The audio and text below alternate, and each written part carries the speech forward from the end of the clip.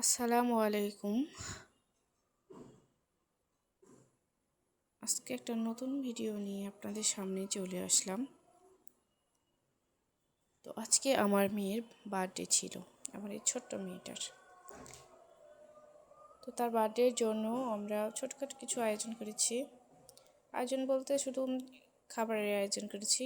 এই একটা pudding cake বানিয়েছি, ফিশ ফ্রাই, নান রুটি, সালাদ, এগুলোই। তাছাড়া আমার মেয়ে তো কিছুই খায় না, কিছুই খেতে পছন্দ করে না, এগুলো কিছু খায় না।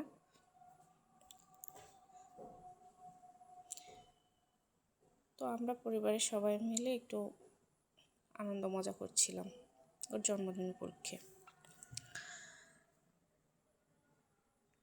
তো আমার মেয়ে ওখানে নান রুটি খাচ্ছে হাতে নিয়ে, আর আমার প্লেটে আমি একটা ফিশ ফ্রাই, তারপরে নান রুটি আর পুডিং কেক, সালাদ এগুলো নিয়ে নিয়েছি। পুডিং কেক খেতে অনেক মজা হয়েছিল, অনেক টেস্টি হয়েছিল। ফিশ ফ্রাই অনেক মজা হয়েছিল।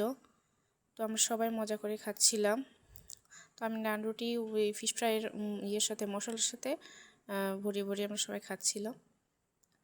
আর আমার মেয়েটা টেবিলের উপর ওঠার চেষ্টা করতেছিল, ওগুলো নিয়ে ঘাটাঘাটি করবে, সেজন্য টেবিলের উপর ওঠার জন্য পা জাগাচ্ছিল, উঠছিল।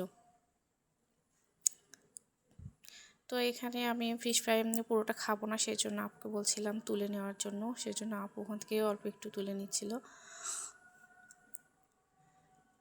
তো এখানে আমার মেয়ে নান রুটি ফেলে দিচ্ছিল, আপু আবার তুলে প্লেটে রাখছিল।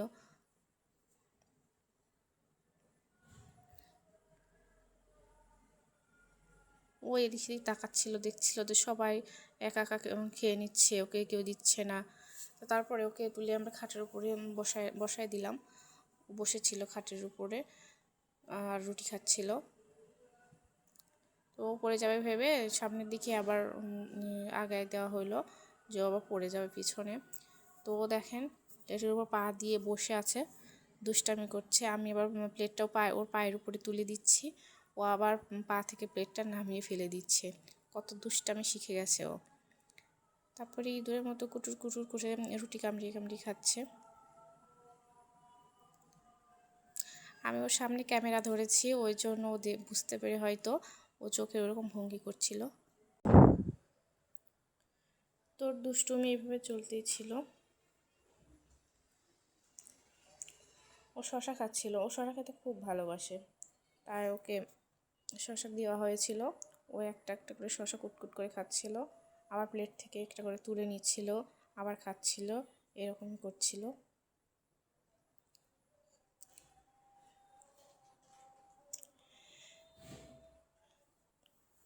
তো আমরা সবাই এখন এগুলো মজা করে খাই। তো ভিডিও এখানেই শেষ করছি।